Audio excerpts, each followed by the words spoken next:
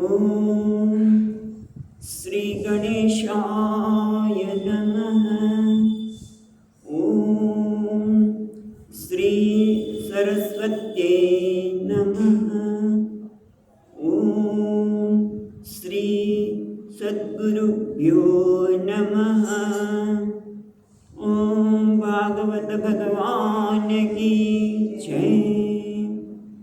नमः श्री परमहंस स्वादित चरणकमलचिन्मकरन्दाय भक्तजनमानसनिवासाय श्रीरामचन्द्राय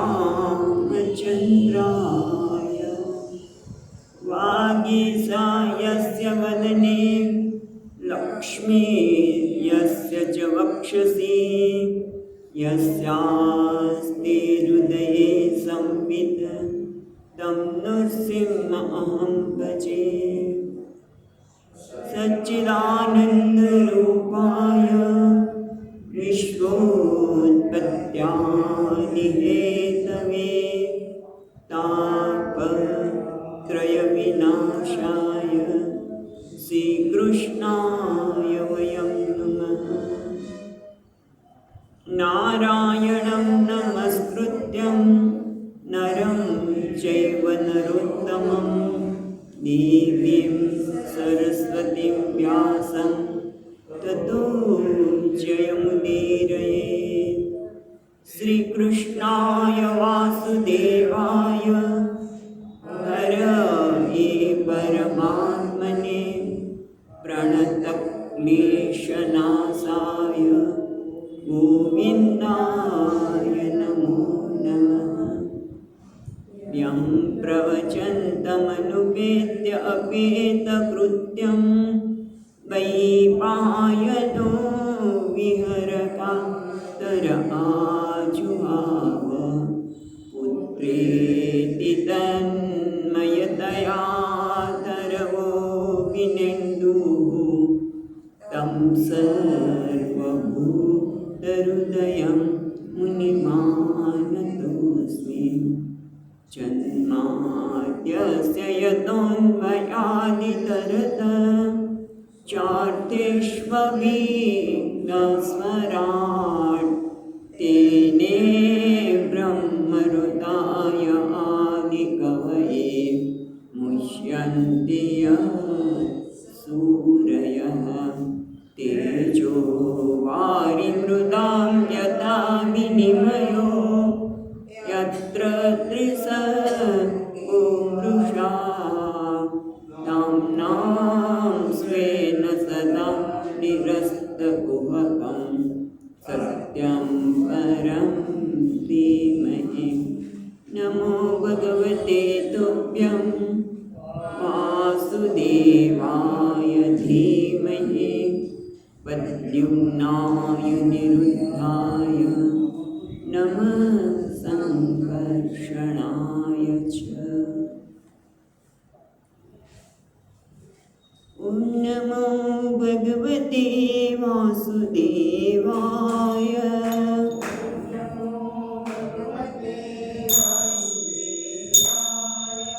ॐ नमो भगवते वासुदेवाय।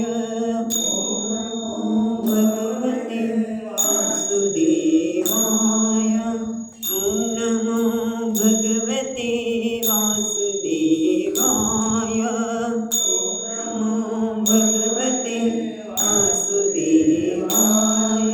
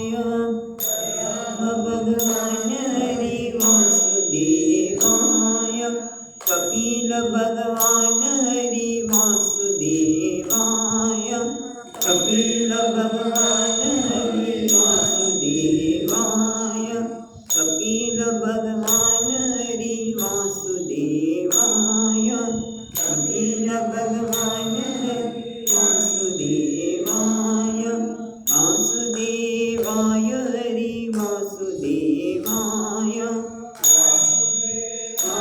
હરિ વાસુદેવાય વાસુદેવાય હરિ વાસુદેવાય દેવાય હરિ વાસુદેવાય ઓમ નમો ભગવતે વાસુદેવાય ઓમ નમો ભગવતે વાસુદેવાય ઓમ નમો ભગવતે વાસુદેવાય ઓમ નમો ભગવતે વાસુદેવાય વાસુદેવાય હરિ વાસુદેવાય વાસુદેવાય હરિ વાસુદેવાય ઓમ નમો ભગવતે વાસુદેવાય ઓમ નમો ભગવતે વાસુદેવાય વાસુદેવાય હરિ વાસુદેવાય વાસુદેવાય હરિ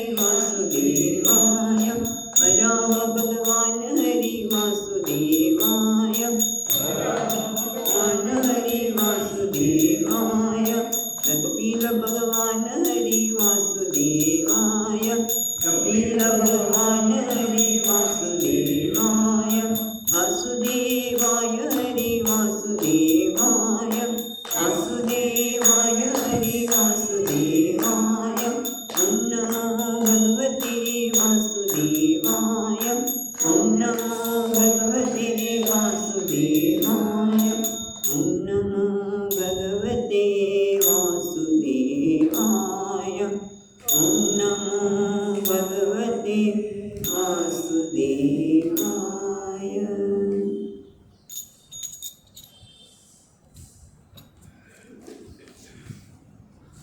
આપણે ત્રીજા સ્કંદના 27મા અધ્યાયમાં જોઈ રહ્યા છીએ. એ પ્રમાણે પહેલાં તો કપિલ ભગવાને જ માને યાદ અપાવ્યું કે માં પ્રકૃતિમાં રહેલો પુરુષ એટલે આ દેહમાં આ સંઘાતમાં રહેલો પુરુષ એ પ્રકૃતિના ગુણ સાથે ક્યારેય લેપાતો નથી, એના ગુણથી ક્યારેય લેપાતો નથી. જેમ જળમાં સૂર્યનું પ્રતિબિંબ પડે તો એનાથી સૂર્યને કશું થતું નથી, કારણ કે સૂર્ય તો દૂર છે, એના સાથે કોઈ સંગ જ નથી. એ રીતે આ શરીરમાં રહેતો પુરુષ છે એ અકર્તા છે, અવિકારી છે, એ નિર્ગુણ છે. માટે એ પ્રકૃતિના ગુણથી લેપાયમાન થતો નથી. પણ છતાં એ લેપાયમાન થતો એવું લાગે છે, જાણે કે લાગે છે. કેમ? કારણ કે પ્રકૃતિના ગુણ સાથે ગુણના જે કાર્ય છે એની સાથે આસક્ત થઈને અહંકાર અને મમકાર કરીને પોતે આ કાર્યનો કરતા છે. અકર્તા હોવા છતાં પણ પોતાને કરતા માને છે અને એના કારણે એ કરતા માને છે. કર્મના દોષ છે એટલે કર્મના દોષને પુણ્ય પાપ વગેરે પણ એની સાથે જોડાઈને સદ અસદયોનીમાં જઈને પોતાના કર્મ પ્રમાણે આ સંસારમાંથી ક્યારેય મુક્ત થતો નથી. પછી એ પણ ખૂબ સુંદર વાત કરી હતી કે એક બાજુથી કહો છો કે તમે આત્મા અકર્તા છે એટલે આ કર્તૃત્વ વગેરે સત્ય નથી. જો મિથ્યા હોય, જે છે જ નહીં, તે બાંધે કેવી રીતે? તો કે જેમ સ્વપ્નમાં કોઈ વ્યક્તિને એમ લાગે મારું માથું કપાઈ ગયું, તો સિંહે મને ફાડી નાખ્યો, પણ જાગે ત્યારે નથી રહેતું, પણ ત્યારે તો પીડા થાય છે ને. એમ જ્યાં સુધી જ્ઞાન નથી ત્યાં સુધી આ સંસાર અને સંસારની પીડામાંથી માણસ ક્યારેય મુક્ત થતો નથી. એને જાગવાની જરૂર છે. અને જાગવા માટે શું કરવાનું? તો કહે છે કે ધીમે ધીમે શનૈ શનૈ આ જે ચિત્ત છે એને વશમાં લેવાની જરૂર છે. ચિત્તને વશ કરવાની જરૂર છે. પોતાના પ્રકૃતિના પ્રભાવમાંથી મુક્ત કરવાની જરૂર છે. એના માટે એમણે વાત કરી કે ભક્તિ તીવ્ર ભક્તિયોગથી અને તીવ્ર વૈરાગ્યથી એમાંથી મનને વશ કરવાની જરૂર છે. અને એટલું જ નહીં, ભક્તિ અને વૈરાગ્યની સાથે જ્ઞાન પણ આવશ્યકતા છે. જ્ઞાનની પણ આવશ્યકતા છે. અને જ્ઞાન માટે પણ શું જરૂરી છે? ફક્ત જ્ઞાનથી કંઈ ન થાય, પણ એ પ્રકારની જીવન રીતિ હોય છે. આપણે કહી દઈએ કે હું આત્મા છું, પૂર્ણ છું, અકર્તા છું, પણ તરત જ આપણે વ્યવહારમાં શુદ્ધિ ન હોય તો એના પ્રભાવમાં આવી જઈએ. એની વાત હવે પછી પણ દેહૂતિ કરવાના છે. અને એટલે અહીંયા કીધું કે યમ નિયમ સામાજિક આચાર, સમાજ સાથે જ્યારે વ્યવહાર કરતા હોય ત્યારે યમની જરૂર છે અને પોતાના માટે નિયમની જરૂર છે. અને એનો શ્રદ્ધાપૂર્વક અભ્યાસ કરીને અને ભગવાનમાં નિષ્કપટ ભાવે, સત્યને નિષ્કપટ ભાવે પ્રેમપૂર્વક જોડાઈને ભગવાનની કથાનું શ્રવણ કરવું. અને સાથે શ્રવણ તો કરીએ, પણ પછી આપણો વ્યવહાર પાછો બદલાય છે. આખો દિવસ સવારમાં 2-3 કલાક ભગવાનની ભક્તિ કરી, એટલે પાઠ શ્રવણ બધું કર્યું, કથા શ્રવણ કર્યું, ભક્તિ કરી, અને પછી ઓફિસમાં જાય, કારખાને જાય, ત્યારે પેલી વ્યક્તિ મોડી આવે અને તરત એનો પગાર કાપી દીધો. કેમ કારણ મોડું થયું, શું કારણ છે, કેમ થયું, કશું પૂછવાની આવશ્યકતા નથી. તો એ ભક્તિ કોઈ ફળ આપી શકતી નથી. એટલે સર્વભૂત સમત્વેન, બધા પ્રાણી માત્રમાં સમાન દ્રષ્ટિ, કરુણા, પ્રેમ અને પોતાના અને કેવી રીતે કરુણા, પ્રેમ, વૈરાગ્ય, શત્રુતાનો ત્યાગ, સર્વ આસક્તિમાંથી ત્યાગ, અને જે કાંઈ મળે ભગવાનની કૃપાથી, યદ્લભસે નિજ કર્મોપાતમ વિત્તમ તેન વિનોદે ચિત્તમ. ક્યાં કીધું શંકરાચાર્ય મહારાજે? યલ્લભસે નિજ કર્મોપાતમ, કર્મથી આપણા જે કંઈ મળે છે એનાથી સંતુષ્ટ. હજી મને આ આપો, પેલું આપો. ઘણી વખત એવું થતું હોય છે. આજે જ એવું કીધું હતું, મને એટલું આપો, જેટલું અમારાથી આપી શકાયું છે હું જરૂર આપીશ. પણ છતાં સાધુ બન્યા પછી પણ આવી શક્યતા બની શકે. યદૃચ્છાલાભ સંતુષ્ટ મિત ભૂખ, આ બધી વાત કરી ત્યારે આ પ્રકારનું સાનુબંધી છે દેહેસ્મિન, પોતાના સાથે જોડાયેલા પુત્ર, પૌત્ર, સ્ત્રી, ઘર બાર એ અને પોતાના માટે મમતાને અહંકાર જ્યારે દૂર કરવામાં આવે ત્યારે 9મા શ્લોકની બીજી રીતમાં કહ્યું, જ્ઞાનેન દૃષ્ટતત્વેન, જ્યારે જ્ઞાન દ્વારા દૃષ્ટતત્વેન, એટલે દૃષ્ટતત્વેન પ્રકૃતિ પુરુષસ્ય ચ, એટલે પુરુષ અને પ્રકૃતિનું આધ્યાત્મિક જ્ઞાન થવાના લીધે શું થાય છે? 10મા શ્લોકમાં કહ્યું, નિવૃત્ત બુદ્ધિ અવસ્થાન, એટલે બુદ્ધિની જે અવસ્થા છે, એટલે જાગ્રત અને સ્વપ્ન, એ બંનેમાંથી નિવૃત્ત થઈ જાય છે. એટલે કે એના પ્રભાવમાંથી નિવૃત્ત થઈ જાય છે. જાગ્રત અને સ્વપ્નમાં જે કંઈ ઘટના ઘટે છે એને સ્પર્શ કરતી નથી. કેમ? કારણ કે તત્વદર્શેન દૃષ્ટતત્વેન, પ્રકૃતિ અને પુરુષના આધ્યાત્મિક જ્ઞાનથી પ્રકૃતિને પ્રકૃતિ રૂપે જાણવી અને પુરુષને પુરુષ રૂપે જાણવો, એટલું જ્ઞાન હોવાથી એનામાંથી શું થાય છે? દૂરીભૂત અન્ય દર્શન, એનામાંથી બીજા બધા દર્શન દૂર થાય છે. એટલે કે બધામાં એને આત્માના, પરમાત્માના દર્શન થાય છે. ભગવત વ્યતિરેક દર્શનમ દૂરીકૃત્ય, અને એના લીધે શું થાય છે? ઉપલભ્ય આત્માના આત્માનમ, એના કારણે પોતાના વડે, આત્માના બુદ્ધિ અંતકરણ વડે આત્માને જે કેવો છે? આત્મદૃક શબ્દ સરસ વાપરતો, એટલે પોતાના જ આત્માને જોવે છે. જેમ ચક્ષુ વડે, અત્યારે ગઈકાલ વિસ્તારની વાત કરી હતી કે ચક્ષુ વડે જેમ સૂર્યને જોવાય છે, ચક્ષુ મર્યાદિત છે અને સૂર્ય તો વિશાળ મહાન છે, છતાં મર્યાદિત વસ્તુથી મહાનના દર્શન થઈ શકે છે. જેમ બુદ્ધિ મર્યાદિત છે અને પરમાત્મા અમર્યાદિત છે, એના દર્શન એ આત્માન ઉપલબ્ધ. અને એના માટે એવું આનંદ આપણે 11 શ્લોક સુધી જોયેલું ગઈકાલે, બરાબર. મુક્તલિંગમ સદા ભાસમ અસતિ પ્રતિપદ્યતે સતો બંધુમ સતચક્ષુ સર્વાન સ્યુતમ અદ્વયમ. એના કારણે એ કેવું બની જાય? મુક્તલિંગ. આમ બીજા અર્થમાં કહે તો જીવન મુક્ત બની જાય છે. એ જીવતા જ મુક્ત થઈ જાય છે. કારણ લિંગથી એટલે લિંગ દેહ એટલે અંતઃકરણ, શરીર, મન, બુદ્ધિ એના કાર્ય એને કોઈ પ્રભાવિત કરતા નથી. માટે મુક્તલિંગ. એના માટે ગઈકાલે આપણે અર્થ જોઈએ તો નિરુપાધિક લિંગ દેહ. અને એના કારણે જોઈએ છે શું? સદભાસમ, સદાભાસમ છે ને, સદઆભાસમ અસતિ. સદ એટલે સત પરમાત્મા, સતરૂપી પરમાત્મા એટલે બ્રહ્મ પ્રકાશી રહ્યો છે. કોને? અસતિ કે અસદ છે એટલે અહંકાર વગેરે મિથ્યા વસ્તુને બ્રહ્મ સત્ય રૂપે પ્રકાશી રહ્યો છે. સત એટલે હોવાપણું છે. અને જગતના જ્યાં પણ હોવાપણું છે એ કોના લીધે છે? બ્રહ્મને લીધે છે.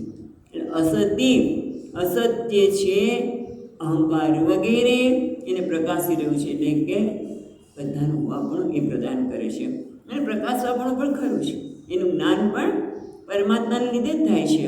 અને એટલા માટે બીજી રીતેમાં કહ્યું સતઃ બંધુમ અસતચક્ષુષ. સતઃ બંધુ એટલે બંધુ એટલે અહીંયા અધિષ્ઠાન એવો અર્થ આપણે જોયું હતું. સત એટલે પરમાત્માનું, બંધુ એટલે તેનાથી એનું અધિષ્ઠાન હતું, તેનાથી ભિન્ન રૂપે. અસતચક્ષુ એટલે આપણે જોયું હતું અસત એટલે મહત વગેરે જે અસત કાર્ય છે એના ચક્ષુ પ્રકાશક તરીકે. અને સર્વ અનુષ્ઠિત બધામાં જ્યારમાં પરમાત્મા અનુષ્ઠિત છે, અદ્વય છે અને પ્રતિપદ્યતે. આના કારણે પરમાત્માને આ રીતે પ્રાપ્ત કરે છે. કઈ રીતે? એક તો પોતે મુક્તલિંગ બને છે અને સાથે સાથે જોઈએ છે કે આ બધા જ મન અહંકાર વગેરે જે અસત છે એને પરમાત્મા જ પ્રકાશી રહ્યો છે. પરમાત્મા જ આ બધાનાથી બંધુ એટલે અધિષ્ઠાન જોયું હતું. અને એ બધાને પ્રકાશનાર અને બધામાં અનુષ્ઠિત અને અદ્વય છે. હવે અહંકારથી ઉપાધિ દ્વારા શુદ્ધ બ્રહ્મનું એ પણ આપણે જોયું છે, બરાબર. 11 અને 12 અને 13 બંને શ્લોકો આપણે જોયા હતા. ઓકે. અને આ જ્ઞાન કેવી રીતે થાય? તો એના માટે દ્રષ્ટાંત આપે છે કે જ્ઞાન કેવી રીતે કરે છે, એની પ્રક્રિયા આપે છે દ્રષ્ટાંત. જેમ આપણે વાત કરી હતી કે કોઈ વ્યક્તિ પોતાના ભીત ઉપર પ્રકાશ જોવે છે. આટલું તો અજવાળું ક્યાંથી થયું? તો કે આપણે વાત પણ કરી હતી ઘણી વખત કે અમારી સાથે અધ્યયન કરતા હતા ત્યાં ગુરુકુળમાં. તે મને વાત કરતા તે મદ્રાસના રહે, ત્યારે બ્રહ્મચારી હતા, બ્રહ્મચારીણી. એટલે કે અમદાવાદ મદ્રાસમાં બહુ ઘર નજીક હોય, અંધારું બહુ હોય ત્યારે અમે આવું જ કરીએ કે સૂર્યનો પ્રકાશ પહેલાં અંદર નહીં, પછી એનો પ્રકાશ ઘરમાં બધે પડે. એ રીતે અહીંયા એ દ્રષ્ટાંત આપે છે કે જે ભીત ઉપરનો પ્રકાશ છે ક્યાંથી આવ્યો?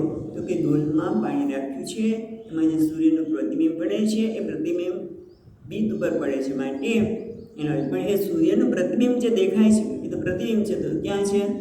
કોના લીધે છે પ્રતિબિંબ? સૂર્યના લીધે. ભીતના પ્રકાશને પહેલાં સૂર્યના જે આપણે પ્રતિબિંબમાં જોયો અને એના બારે કોનું જ્ઞાન થયું? સૂર્યનું જ્ઞાન થયું.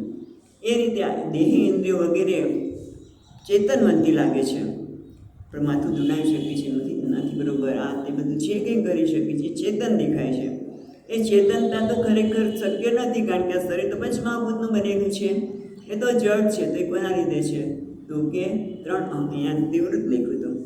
એટલે જે ત્રિગુણાત્મક જે અહંકાર છે, અહંકાર એટલે અંતઃકરણ, એના લીધે. કારણ કે અને એ કોના લીધે છે? એ ત્રિવૃત કણ 3 ગુણવાળો અહંકાર પ્રકાશી રહ્યો છે.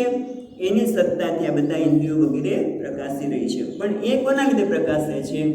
તો કે એ પરમાત્માને લીધે. એ રીતે પરમાત્મા સુધી આ રીતે પહોંચી શકાય. એટલે પરમાત્મા જ્ઞાન થઈ શકે. હવે હવે આપણે આગળ છીએ એટલે સુધી આપણે જોયું હતું, પણ આ વારંવાર એટલે જોઈએ છીએ આ વેદાંતથી ભરપૂર સાધનો છે. આ અધ્યાય છે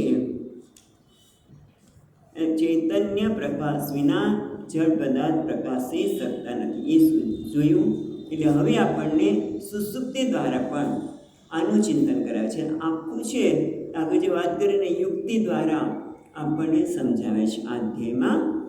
તો પહેલાં જાગ્રત અવસ્થાની વાત કરી, હવે સુસુપ્તિ અવસ્થામાં પણ વ્યક્તિ પરમાત્માથી જુદો પડતો નથી. દરરોજ સૂઈ જઈએ ત્યારે ઉપનિષદના પણ માંડવ ઉપનિષદના પણ આ ચર્ચા આવે છે કે રોજ રાત્રે જીવ પરમાત્મા સાથે એક થઈ જાય છે, પણ એને જ્ઞાન હોતું નથી. પરમાત્માથી એક થઈ જાય છે. એ જ વસ્તુ આપણને અહીંયા 3 શ્લોકમાં સુસુપ્તિ અવસ્થાના અનુભવનું વિશ્લેષણ કરાવે છે, એનો વિવેક કરાવે છે. તો આપણે 14મા શ્લોકથી જોઈએ. ભૂત સૂક્ષ્મેન્દ્રિય મનો બુદ્ધ્યાદિશ્વેહ્યનિદ્રયા નીનેષ્વતિ યત્તત્ર વિનિદ્રો નિરહં પ્રિયઃ.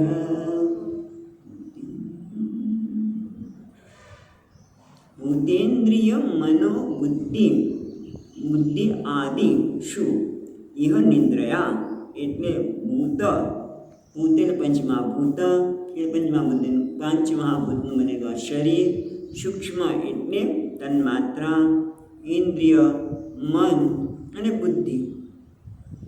બુદ્ધિ આદિ વગેરે બધા કે છે ઇહ નિદ્રયા.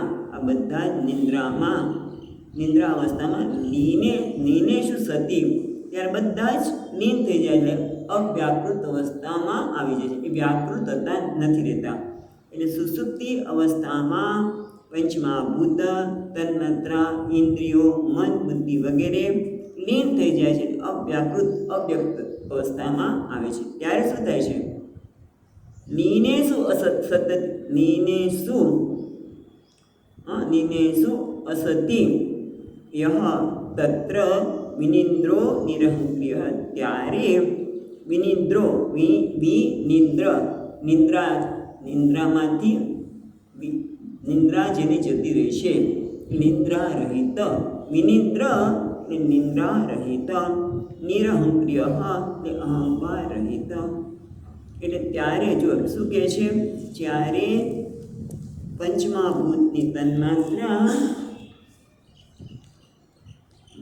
પંચમહાભૂત, પંચ તન્માત્રા, ઇન્દ્રિયો 10 ઇન્દ્રિયો, મન, બુદ્ધિ વગેરે જ્યારે અસતિ એટલે અસત અવસ્થામાં અવ્યાકૃત અવસ્થામાં નિદ્રામાં લીન થાય છે, ત્યારે શું છે?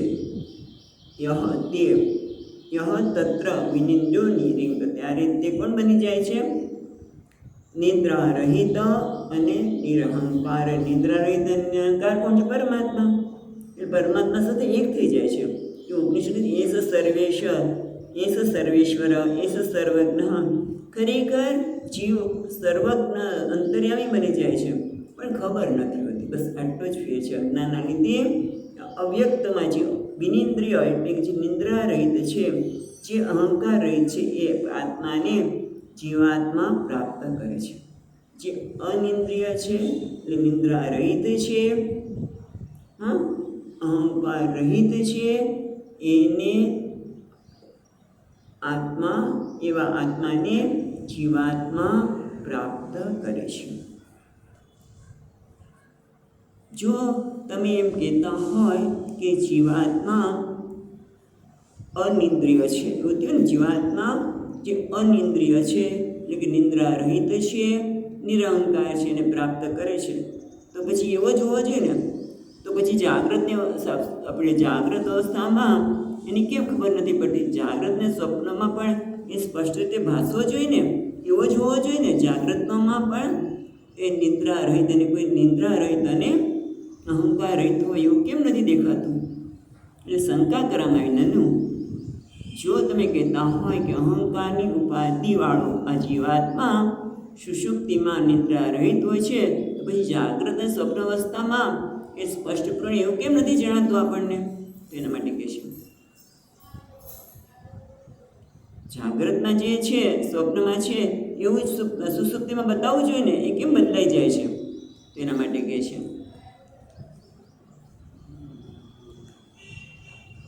મન્યમાનસ્તદાત્માનં અનષ્ટો નષ્ટવન્નુષા નષ્ટે અહંકરણેન દૃષ્ટા નષ્ટવિદ્ધ ઇવાતુરઃ. એ કહે છે સુષુપ્તિમાં શું થાય છે? જો તે ખરેખર આ પ્રકારની સ્થિતિ પ્રાપ્ત કરતો હોય, એટલે આપણે બીજી રીતે જોઈએ તો હમણાં વાત કરીએ એ પ્રમાણે એ સુષુપ્તિમાં પરમાત્મા સાથે એક થઈ જાય છે, પરમાત્મા જ બની જાય છે. તો પછી આપણે યાદ કેમ નથી રહેતું? પણ એને સ્વપ્નમાં પણ એ પરમાત્મા સાથે એક થાય છે એનું ભાન હોતું નથી. શાસ્ત્ર કહે છે સત્ય છે, પણ ભાન કેમ નથી હોતું? તો એના માટે અહીંયા દ્રષ્ટાંત આપે છે કે મન્યમાન તથા તદ આત્માનમ અનષ્ટ નષ્ટવન્નુષા નષ્ટે અહંકરણે દ્રષ્ટા. પેલી બીજી લીટીમાં પહેલાં જોઈએ તો પેલી લીટી સમજાશે કે નષ્ટે અહંકરણે દ્રષ્ટા. સુષુપ્તિમાં શું થાય છે? બધા લીન થઈ જાય છે, બરાબર? એટલે અહંકાર પણ નષ્ટ થઈ ગયો લાગે. લીન થાય છે એનો અહીંયા નષ્ટ શબ્દ વાપર્યો કે સુષુપ્તિમાં અહંકાર નષ્ટ થઈ ગયો. એટલે જેનો જાગ્રત અને સ્વપ્નમાં આ બધાને જોનાર કોણ છે? દ્રષ્ટા. જાગ્રત અને સ્વપ્નમાં બધી પરિસ્થિતિ જોનાર કોણ છે? દ્રષ્ટા. આ પ્રકૃતિને જાણનાર આત્મા કોણ છે? દ્રષ્ટા. બરાબર? એ દ્રષ્ટા સ્વપ્નમાં શું થાય છે કે જ્યારે અહંકાર નષ્ટ થઈ જાય છે, અહંકાર રહેતો નથી, લીન થઈ જાય છે, ત્યારે પોતે તો નષ્ટ થયો નથી, સ્વયં એટલે મન્યમાન.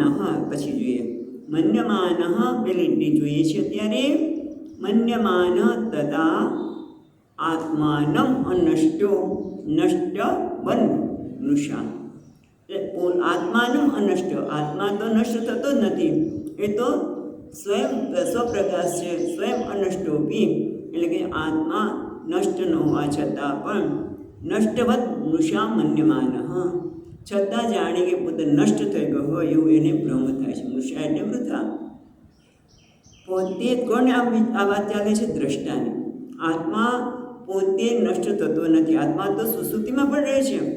કારણ કે ઘણી વખત લોકો એવું કહેતા હોય છે કે સુષુપ્તિમાં તો હું રહેતો નથી, આત્મા રહેતો નથી, હું નથી હોતો. તો કે ના, એવું જ નથી, હું હોય જ છે. એટલે આત્મા તો નષ્ટ થતો જ નથી, પણ પોતાને નષ્ટ થયો એવું ભ્રમ થાય છે.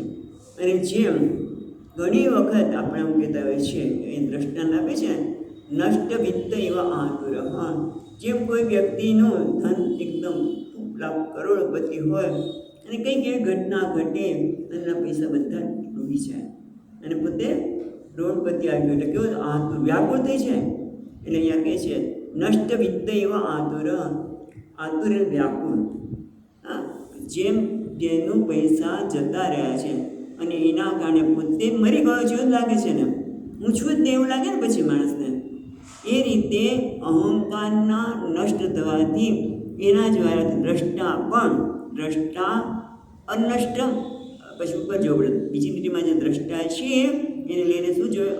અનષ્ટો, પોતે નષ્ટ થયો હોવાના છતાં નષ્ટવત નૃષા મન્યમાન તદાત્મા. ત્યારે આત્મા જે પોતે નષ્ટ થયેલો નથી છતાં પોતે નષ્ટ થયો હોય એવું ભ્રમથી માને છે. એટલે માનવે છે કે આત્મા રહેતો નથી સુષુપ્તિમાં. તો કે આત્મા હોય છે. કેમ? તો અહીંયા કહે છે આત્મા રહેતો નથી. પછી અહીંયા ટીકામાં જ પૂછે છે નનુ સુષુપ્તમ ન કિંચન અનુભયતે. તમે કહો છો કે નષ્ટ થઈ ગયું છે, પણ એવું નથી હોતું. સુષુપ્તિમાં કંઈક અનુભવ થાય છે કે નહીં? કંઈ અનુભવ થતો નથી. ના, થાય છે. શું? સુષુપ્તિમાં જ અનુભવ થાય છે ત્યારે નહીં, પણ જાગીને પેલી વ્યક્તિ પોતાના અનુભવને પ્રગટ કરે છે. શું કહે છે? આજે સુખે ન સ્વાપસમિતિ, હું તો આજે સુખપૂર્વક સૂઈ ગયો અને કંઈ ખબર ન પડી. બધા કંઈક બાજુમાં ઢોલ વાગતા હતા કે આમ થયું હતું, કંઈ ખબર ન પડી. એટલી બધી સરસ ઊંઘ આવી ગઈ હતી. એ કોણ કહે છે? જેણે અનુભવ કર્યો એ જ કે ને. અને અનુભવ કરનાર કોણ છું? હું કહે છે કે મને સરસ ઊંઘ આવી ગઈ એટલે ઊંઘનો નાશ થતો નથી. પણ ઓલા પ્રભાવમાં આવી જાય, કોના? અહંકારના નષ્ટ થવાથી પોતાને પણ નષ્ટ માને છે, પણ ખરેખર નષ્ટ થતો નથી. અને કેવો છે? નિદ્રા રહિત અને નિરઅહંકાર્ય. બરાબર? એટલે આવું જ્યારે આ બધી ચર્ચા શેના માટે ચાલે કે આ રીતે તમે સુસુપ્તિમાં તમારા અનુભવનો વિચાર કરો. જાગ્રત અવસ્થામાં આગળ જે ચર્ચા કરી એ પ્રકારે શું ચર્ચા કરી હમણાં? કે આ બધા પ્રકારનું જીવનથી પ્રમાણે જીવન જીવીને જ્ઞાન દ્વારા પ્રકૃતિ અને પુરુષનો સ્પષ્ટ આત્મનો નિર્ણય કરીએ અને એના કારણે બુદ્ધિની અવસ્થાને પોતાને ન માનવી અને સર્વત્ર આત્માના દર્શન કરવા, એના કારણે મુક્ત સંગ બને છે. એ બધું ચર્ચા કરી. એ જ વસ્તુને અહીંયા તમે જો, કારણ કે હવે પછીના શ્લોકમાં એ જ બતાવે છે. 16મા શ્લોકમાં એવં પ્રત્યમુષાદૌષૌ આત્માनं પ્રતિપદ્યતે સાહંકારસ્ય દ્રવ્યસ્ય યો અવસ્થાનમનુગ્રહઃ. એવં પ્રતિ અમૃષ્ય અસો. અસો એટલે વિવેકી છે. આ એટલે જે વિવેકી છે તે. આ વિવેકી છે. એવં પ્રતિ અવમૃષ્ય એટલે આ રીતે.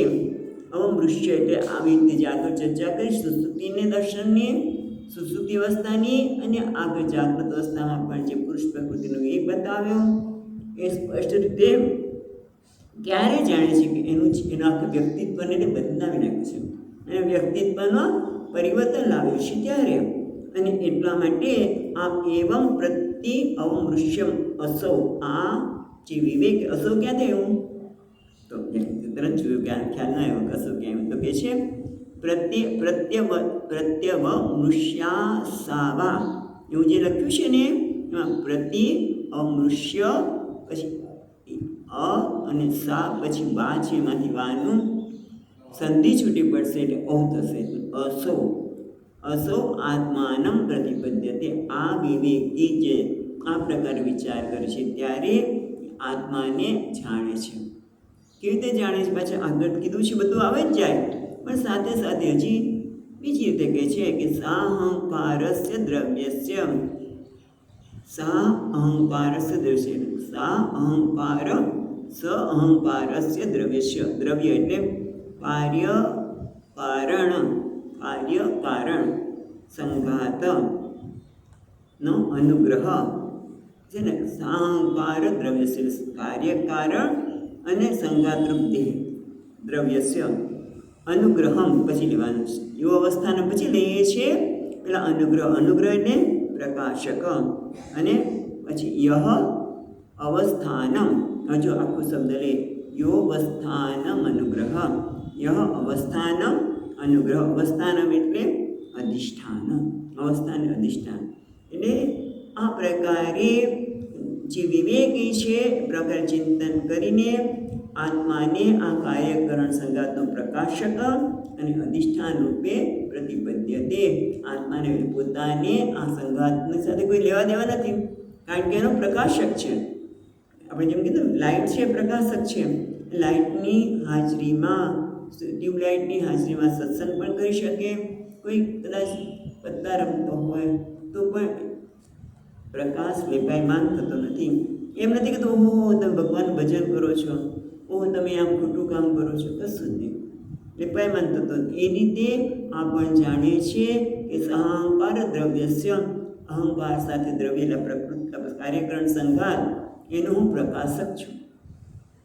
અનુગ્રહ એટલે પ્રકાશક અને અવસ્થાન એટલે એનું અધિષ્ઠાન છું. એનું અધિષ્ઠાન અને પ્રકાશક હું છું. આ રીતે આત્માનમ પ્રતિપદ્યતે જાણે છે. આમ જ્યારે વાત કરી ત્યારે માતાને વિચાર આવ્યો કે તમે વાત તો કરો છો. ભક્તિ વિરક્તિભ્યામ સત્યપી વિવેકે પુરુષ. તમે એમ કહો છો ભક્તિની પણ આવશ્યકતા છે, વિરક્તિની પણ આવશ્યકતા છે, અને સાથે વિવેક પણ. પણ આ વિવેક ક્યારે થાય કે ક્યારેક બીજા ક્યારેક તો બધા જુદા પડતા હોય ત્યારે ને. આ તો પુરુષ અને પ્રકૃતિ તો હંમેશા સાથે જ હોય છે. પુરુષ અને પ્રકૃતિ સાથે હોય છે, માટે વિવેક કેવી રીતે કરવો અને એના લીધે મુક્તિ ખરેખર શક્ય છે.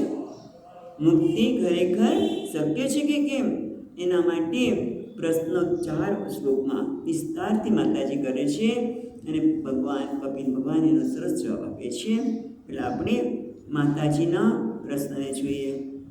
દેવહૂતિર્વાચ પુરુષમ પ્રકૃતિર્બ્રહ્મન ન વિમુંચતિ કર્હિચિત અન્યોન્યયાશ્રયાત્વાચ્ચ નિત્યત્વાદનયો પ્રભુ. હે બ્રહ્મન, ક્યાં છે હે બ્રહ્મન? પુરુષમ પ્રકૃતિ પછીનો જે શબ્દ છે એ સંબોધન છે. એટલે હે બ્રહ્મન અને બીજું સંબોધન છે પ્રભુ. પ્રભુ ક્યાં લખ્યું છે? બીજી લીટીમાં છેલ્લો શબ્દ. હે બ્રહ્મન, હે પ્રભુ. શું? પુરુષમ પ્રકૃતિ ન વિમુંચતિ કર્હિચિત. પુરુષ અને પ્રકૃતિ ક્યારેક બીજાને છોડતા નથી. કેમ? અન્યોન્યય અપાશ્રયત્વા.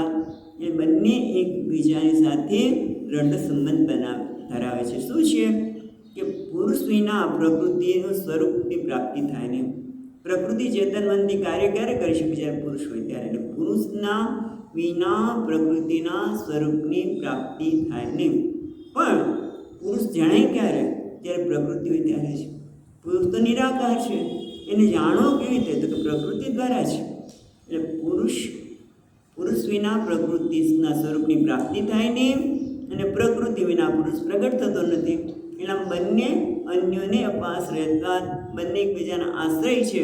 અને પાછા નિત્યત્વાદ અનયોહો, ને બંને પાછા નિત્ય પણ છે. એટલે એક ન રહે તો બીજાને ખ્યાલ આવે, પણ બંને સાથે જ છે, એકબીજાના આશ્રય છે અને નિત્ય છે. એટલે કેવી રીતે આ મુક્તિ પ્રાપ્ત થાય? આ પ્રશ્નની પાછળનો હેતુ એ છે. અને એના માટે દ્રષ્ટાંત આપે છે. કયો દ્રષ્ટાંત આપે છે જોઈએ. 18મા શ્લોકમાં યથા ગંધસ્ય ભ્રુમેશ્ચ ન ભાવો વ્યતિરેકતઃ અપામ રસસ્ય ચ યથા તથા બુદ્ધે પરસ્ય ચ. યથા ગંધસ્ય ભૂમેઃ ચ ન ભાવો વ્યતિરેકતઃ અપામ રસસ્ય યથા તથા બુદ્ધે પરસ્ય ચ. એટલે બુદ્ધિ એટલે શું આપણે જોઈએ છીએ? જીવ. યથા ગંધસ્ય ભૂમેશ્ચ, જેમ પૃથ્વી કેવી છે? ગંધવતી. ગંધ અને પૃથ્વી એકબીજાની સાથે જ છે, બરાબર. પૃથ્વી છે ત્યાં ગંધ રહેવાની, કારણ કે બંનેનો સ્વભાવ છે. જે રીતે ગંધ ભૂમિથી જુદી ન ભાવ એટલે સત્તા, એના ગંધની સત્તા પૃથ્વીથી અલગ નથી. અને ગંધ ક્યાં રહે? પૃથ્વી હોય ત્યાં. એટલે બંને ન ભાવો વ્યતિરેક, એક વગર બીજું રહી શકે નહીં. અપામ રસસ્ય ચ તથા યથા, કેવી રીતે જળ છે એની સાથે કયું આવે? રસ. જળનો ગુણધર્મ છે રસ. રસને જળ અલગ રહી શકે નહીં, પૃથ્વી અને ગંધ અલગ રહી શકે નહીં. તથા તેવી રીતે બુદ્ધે પરસ્ય છે. બુદ્ધિ એટલે પ્રકૃતિ અને પરસ્ય છે એટલે પુરુષ, એ પણ બંને સાથે જ રહેવાના. જો જુદા પડે તો આપણે વિવેક કરીને જ્ઞાન કરીને, એવું કેવું છે એમનું. હા, એટલા માટે એ તો તરત જ જવાબ આપશે એવું નથી. પ્રકૃતિ અને પુરુષ સાથે રહેવાથી માણસને બંધ થાય, મુક્તિ ન મળે એવું કોઈ કારણ નથી. જ્ઞાની પણ બધું જ વ્યવહાર પ્રકૃતિ અને પુરુષ પ્રકૃતિ સાથે જ કરે છે, પણ એને બંધનનો અનુભવ કરીએ એવું નથી. પણ છતાં માતાજી આ વસ્તુ આપણા ધ્યાનમાં લાવે છે કે આ માટે શું કરવું જોઈએ. એટલે હવે પછીના શ્લોકમાં કહે છે, 19મા શ્લોકમાં અકર્તુર્કર્મ બંધોયમ પુરુષસ્ય યદાશ્રયઃ ગુણેષુ સત્સુ પ્રકૃતેઃ કૈવલ્યમ પેશ્વતઃ કથમ.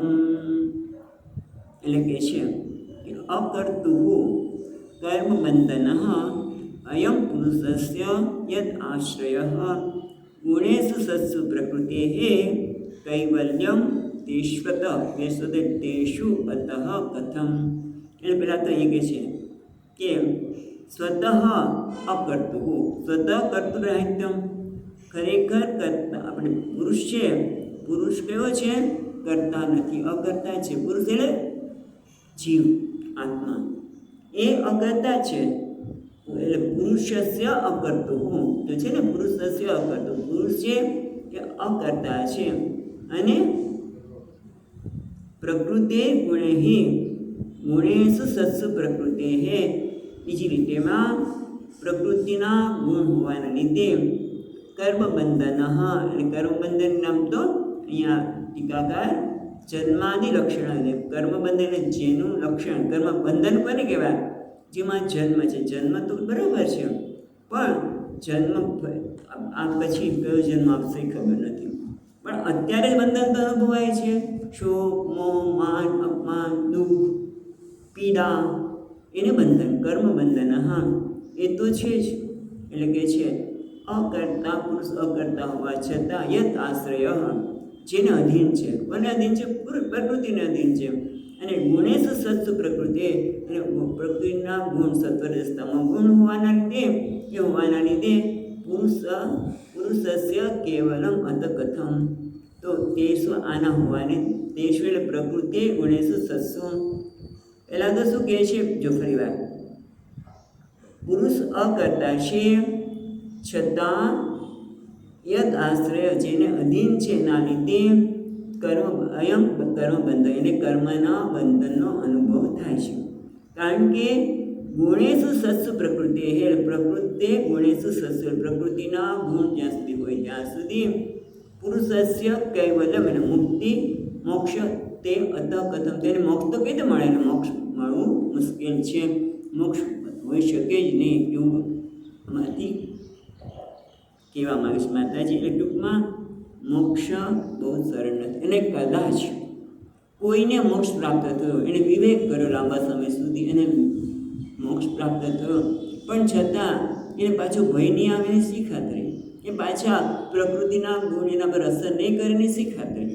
એ વસ્તુ પણ સ્પષ્ટ કરી દે છે માતાજી પ્રશ્ન પૂછવામાં. તો 20મા શ્લોકમાં કહે છે ક્વચિત તત્ત્વામર્ષેણ નિવૃત્તમ ભયમુલ્બણમ અનિવૃત્ત નિમિત્તત્વાत् પુનઃ પ્રત્યવતિષ્ઠતે. જુદા શબ્દો આવે છે, આપણે જોવા પડે ટીકામાં તો જ ખબર પડે. અનિમિત્ત, અનિવૃત્ત વગેરે. એટલે ક્વચિત તત્વ અવમર્ષેણ નિવૃત્ત ભય ઉલ્બણમ. ક્વચિત એટલે ક્યારે, કોક જ એવું હોય. મનુષ્યાણામ સહસ્રેષુ કશ્ચિદ યતતિ સિદ્ધય તતામપી સિદ્ધાનામ કશ્ચિદ મામ વેતિ તત્વતઃ. એટલે કોઈ રેર, કશ્ચિદ કોઈક એવો છે શું? તત્વ અવમર્ષેણ, તત્વના જ્ઞાનથી, તત્વ અવમર્ષેણ એટલે આત્મતત્વના દર્શનથી, આત્મતત્વના જ્ઞાનથી, નિવૃત્ત ભય ઉલ્બણમ, જેણે ઉલ્બણમ એટલે મહાન ભયને જેણે દૂર કર્યો. સંસાર છે, સંસારના માય ભયમાંથી નિવૃત્ત થયેલો છે. પણ અનિવૃત્ત નિમિત્તત્વાत् પુનઃ પ્રત્યવતિષ્ઠતે.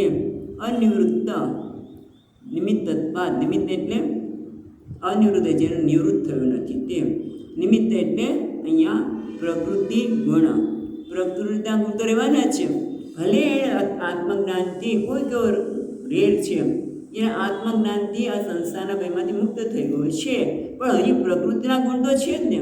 જ્યાં સુધી શરીર છે ત્યાં સુધી શરીરમાં, શરીર છે પ્રકૃતિનું બનેલું છે, પ્રકૃતિ છે ત્યાં સત્વરજસ ગુણના ગુણો છે. અનિવૃત્તતા, એ તો નિવૃત્ત થયા જ નથી. પ્રકૃતિ તો છે, એના ગુણો છે, એ તો નિવૃત્ત થયા નથી. માટે પુનઃ પ્રત્યવતિષ્ઠતિ, અને ફરીવાર એ જો જાગ્રત ન રહે તો પુનઃ પ્રત્યવતિષ્ઠતી, તો ફરીવાર એને આપણે ભય એની પાસે આવી શકે ખરો. પુનઃ અવતિષ્ઠતી એટલે ફરીવાર સંસ્થાનો ભય પાછો આવી પડે કે નહીં આવી પડે, એમ કહેવા માગે છે માં. એટલે કપિલ ભગવાન એના જવાબ આપે છે પ્રશ્નના 21મા શ્લોકમાં કહે છે પહેલું, તમે કહો છો બરાબર છે, પણ ભય પાછો ન આવે, કારણ કે એક વખત નિવૃત્ત થઈ ગયો છે એ પછી પ્રકૃતિ એને પ્રભાવિત કરી શકે નહીં, ક્યારે સભાન હોય ત્યારે. અને આ એટલું સરળ પણ નથી કે એક દિવસમાં થઈ જશે. અનેક જન્મના સંસ્કાર લઈને આવીએ છીએ અને પુનઃ શ્રવણેન, વારંવાર શ્રવણ અને અભ્યાસ, દીર્ઘકાલેન નૈરંતર્યેણ, યોગસૂત્રમાં પણ કહે છે દીર્ઘકાલેન લાંબા સમયથી, દીર્ઘકાલેન નૈરંતર્ય લાંબા પાસથી નિયમિતતાથી. આજે 100 દિવસ સાંભળ્યું, અચ્છા બહાર ગયા એટલે બીજી વસ્તુમાં પડી ગયા તો પછી એનો કંઈ લાભ મળે નહીં. અને આદરેણ, ખૂબ શ્રદ્ધા અને આદરથી કરવામાં આવે ત્યારે એ વસ્તુ આપણને અહીંયા કપિલ ભગવાન બીજી રીતે કહે છે. એટલે કહે છે આપણે 21મો શ્લોક વાંચીએ, બાકી છે ને. શ્રી ભગવાન વાચ અનિમિત્ત નિમિત્તેન સ્વધર્મેણામલાત્મના તીવ્રયા મયી ભક્ત્યા ચ શુદ્ધ સંવૃત્તયા ચિરં. એટલે કે છે અનિમિત્ત નિમિત્તેન સ્વધર્મેણ. અનિમિત્ત એટલે અનિમિત્ત પછી જોઈએ, પેલા નિમિત્ત જોઈએ. અનિમિત્ત નિમિત્તેન, નિમિત્ત એટલે ફળ, અને અનિમિત્ત એટલે ફળની અભિસંધિ રહિત. અનિમિત્ત નિમિત્તેન સ્વધર્મેણ, પેલા એ જોઈએ, પછી અમલાત્મના એ બીજી.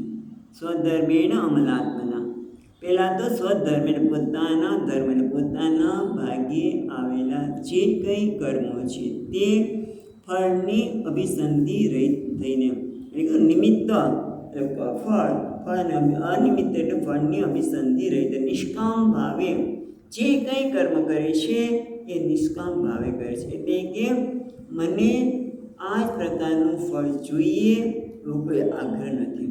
બસ એક જ છે કે મને કર્મ કરવામાં, મને ભગવાને કર્મ કરવા માટે નિમિત્ત બનાવ્યો છે અને હું કર્મ કરું છું. કર્મ કરવામાં એને આનંદ છે અને એના માટે અનિમિત્ત, એટલે એના માટે એ કર્મફળની અભિસંધિ કરતો નથી. અને એના લીધે શું થાય છે? અમલાત્મના, એટલે અંતગણ શુદ્ધ થઈ જાય છે. અમલાત્મના, અમલ મળ રહીને આત્મા એટલે અંતગણ.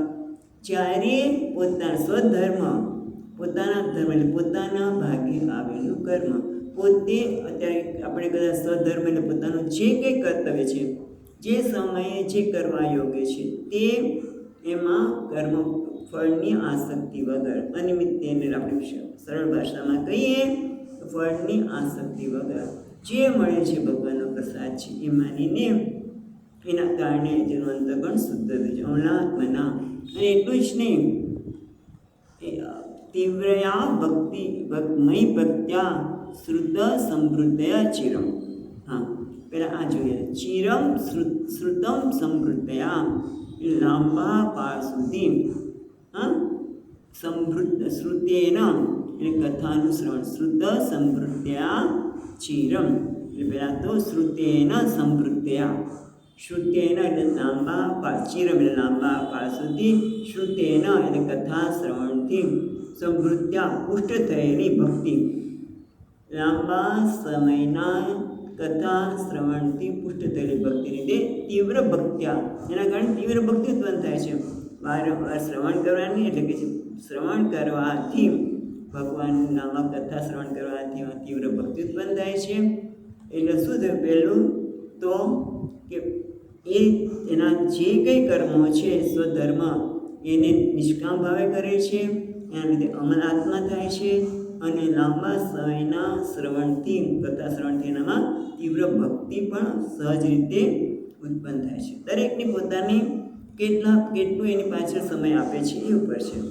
પોતાની શક્તિ પ્રમાણે આનું ગ્રહણ કરી શકે છે. વરસાદ તો બધે પડે છે, પણ શક્તિ પ્રમાણે ગ્રહણ થાય એ રીતે. પછી એટલું થયા પછી પૂરતું નથી, એટલે હવે આગળ કહે છે કે આ ચર્ચા શેના માટે કરે છે કે જ્ઞાન થયા પછી પ્રકૃતિના ગુણો હોવા છતાં એને પાછું સંસારમાં જવું ન પડે, એને ભય ન લાગવું પડે, ભયથી એ આક્રાંત ન થાય એ વસ્તુની અહીંયા ચર્ચા થઈ રહી છે. પણ યાદ રાખવું જોઈએ 22મા શ્લોકમાં જ્ઞાનેન દૃષ્ટતત્વેન વૈરાગ્યેણ ગલીયસા તપોયુક્તેન યોગેન તીવ્રેણાત્મસમાધિના.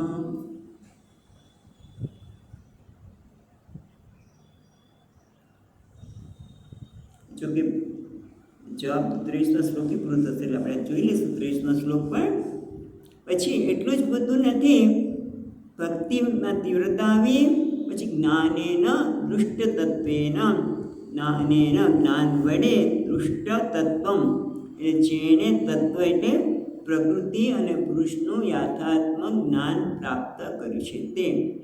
પણ એટલું જ પૂરતું નથી, બલિયસા વૈરાગ્યેણ, બલિયસ એટલે અતિશય બળવાન વૈરાગ્યથી, અને એટલું નહીં તપ યુક્તેન યોગેન, એક તો તપ અને યોગ યુક્તેન અષ્ટાંગ યોગથી જોડાઈને તીવ્રેણ સમાધિના એટલે આત્મ વિષયક સમાધિના અહર્નિશમ, પાછું નીચે છે સતત આત્મતત્વનું ચિંતન કરે. સમાધિના તત્વ આત્મતત્વનું ચિંતન કરવાથી અહર્નિશમ એટલે હંમેશા આપણે 23મા શ્લોકમાંથી જોવું પડશે. એટલે ટૂંકમાં ચાલો 23મા શ્લોકમાં છે, પછી આખા 3 શ્લોકનું અનુસંધાન કરીશું.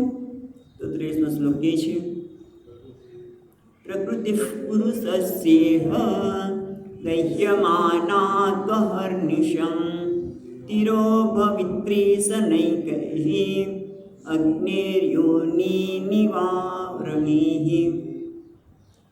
એટલે કે છે પ્રકૃતિ પુરુષસ્ય ઇહ દહ્યમાના તો અહર્નિશમ. અહર્નિશમ સતત રાત દિવસ, એક તો તીવ્ર ભક્તિ, તીવ્રેણ આત્મસમાધિ, તરત તીવ્રતાથી આત્મસમાધિ, આત્માના સંદર્ભમાં ચિંતન. કેવી રીતે ચિંતન કરે છે? જ્ઞાન દ્વારા. કારણ કે જ્ઞાનેન દૃષ્ટ તત્વેન, જ્ઞાન દ્વારા પ્રકૃતિને પુરુષનું આધ્યાત્મિક જ્ઞાન પ્રાપ્ત કર્યું છે. વૈરાગ્ય પણ છે, એટલે એકાગ્રતા છે, તપ પણ જીવનમાં છે, અને યોગયુક્તેના એકાગ્રતા અને બધા અષ્ટાંગ યોગ પણ આ જીવનમાં છે. માટે એ શું થાય છે? હવે જો તું અહર્નિશમ પછી રાખીએ છીએ, પણ તીરો ભવત્રી સનૈકૈઃ એટલું પણ બાકી રાખીએ છીએ. પણ આ દ્રષ્ટાંત જોઈએ તો અગ્નેર યોનિ ઇવ આવશે, અરણિ ઇવ અરણિ, અગ્નેઃ યોનિઃ ઇવ, રીવ છે ને ત્યાં યોનિઃ, રમાંથી વિસર્ગ થશે અને ઈ નીકળશે, ઇવ અરણિ. કેમ? અગ્નિ યોનિ, અગ્નિનું કારણ કોણ છે? અરણિ. અરણિ છે એના લીધે અગ્નિ ઉત્પન્ન થાય છે. અને પછી જો તમે અરણિને ત્યાં જ રહેવા દો તો શું થાય? ધીમે ધીમે અરણિનો પણ નાશ થાય. જે અરણિના કારણે અગ્નિનું પ્રાગટ્ય થયું હતું, એ જ અગ્નિ ધીમે ધીમે ને બાળી નાખે. એ રીતે આ પ્રકૃતે પુરુષસ્ય દહ્યમાના તો અહર્નિશમ, એટલે રાત દિવસ પ્રકૃતિ પુરુષ છે એ પ્રકૃતિને દહ્યમાન એટલે પરાભવ પામતી, તિરોભાવ પામતી. સતત આત્મચિંતન લીધે આ પ્રકૃતિ છે જે પુરુષના ચિંતનથી પુરુષસ્ય ઇહ દહ્યમાના એટલે રાત દિવસ પ્રકૃતિની આ પુરુષ છે, પુરુષની જે આ પ્રકૃતિ છે એનાથી પરાભવ પામે છે. એને લીધે તિરોભવતી અત્રિ, એટલે અહીંયા એ તિરોધાન થાય છે.